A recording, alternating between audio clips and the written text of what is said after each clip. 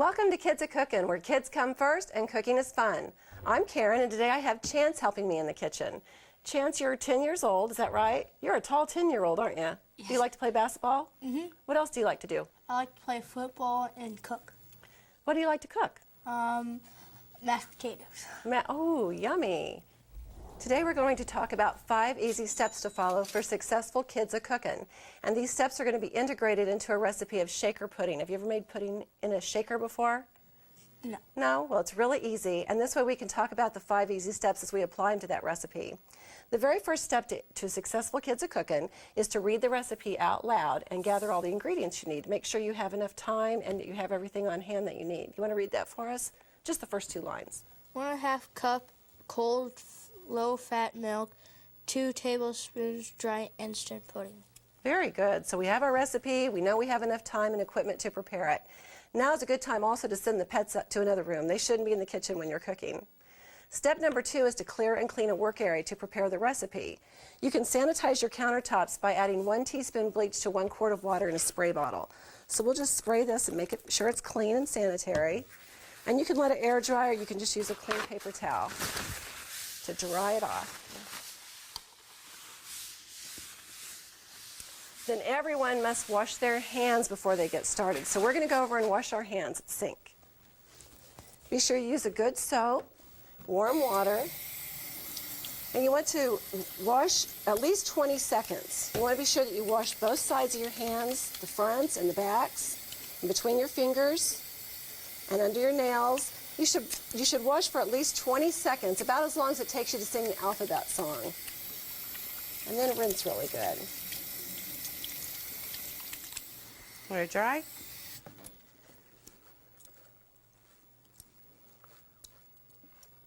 Okay.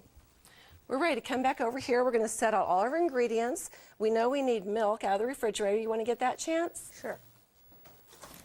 We have our pudding here, so we're ready for that. We have our glass measuring cup, we have our tablespoon to measure our pudding, and we have 2 containers that have tight-fitting lids. You know, the kitchen can be a really fun place to experiment and learn and create, but there are some dangers too. Can you think of anything dangerous in the kitchen? Knife accidents. Yeah. Microwave accidents, or getting burnt by your Exactly. So always use a lot of caution, get permission before you cook, use hot pads and handle knives cautiously, and be careful with hot liquids too. Also, it doesn't apply to you, but if you had long hair, be sure you tie that back, and don't wear baggy clothing. Can you guess why you shouldn't wear baggy clothing? Because you might get it caught in something or anything like Caught that. in a pan, or even catch it on fire on a burner.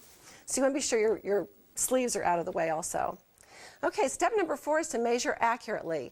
We need to measure 1/2 cup milk for each single serving. So have you ever measured in a liquid measuring cup before?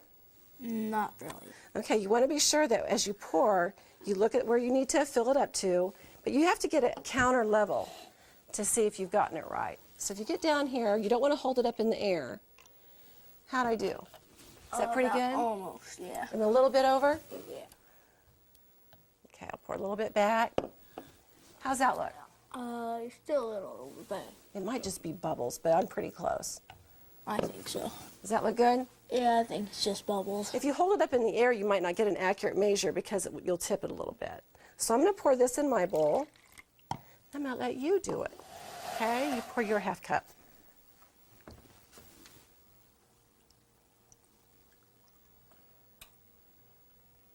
Right on the button. Good job.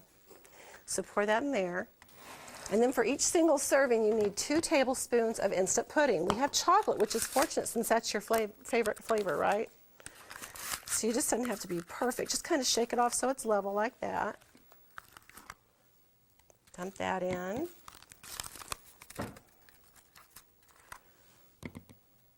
Then you can put 2 in your container. Then be sure you get this lid on really tight. Then you just want to follow the steps in your recipe. And this recipe is very simple. The only step after this is just to shake it up. Very good. Get your lid on there really tight because we're going to shake next. Is it sealed? Since this is instant pudding, you can just shake it like this, and before you know it, you're going to have pudding in there. This is just a single serving, but you could do the whole container if you wanted in a larger container to shake it in. But we made our own here today, and that makes it fun too if everyone makes their own. Now, last but not least, kids can help with the cleanup, washing dishes, and putting leftover ingredients away before sampling the final product. So we're going to clean up, and we'll be right back to try our shaker pudding. Breakfast provides many good things for your child and for you too. One of the nutrients that this breakfast brings to the table is calcium, a bone-building mineral that most children and adults just don't get enough of. Calcium has other important jobs in our bodies, including keeping our blood pressure normal and helping our muscles contract. Best food sources of calcium are low-fat dairy items like milk, yogurt, and cheese. Studies show that people who eat breakfast get more calcium each day on the average than breakfast skippers. Many breakfast cereals and juices have calcium added to them for health's sake. Young children need 2 cups of milk each day or foods that contain that much calcium. Older children should have at least 3 cups a day, and teens need a full 4 cups.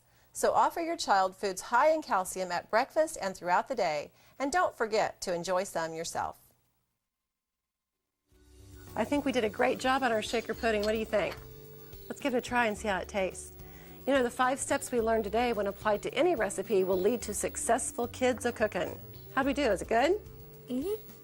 For more information about this recipe and helpful hints to make cooking easier, visit our website, kidsacookin.ksu.edu.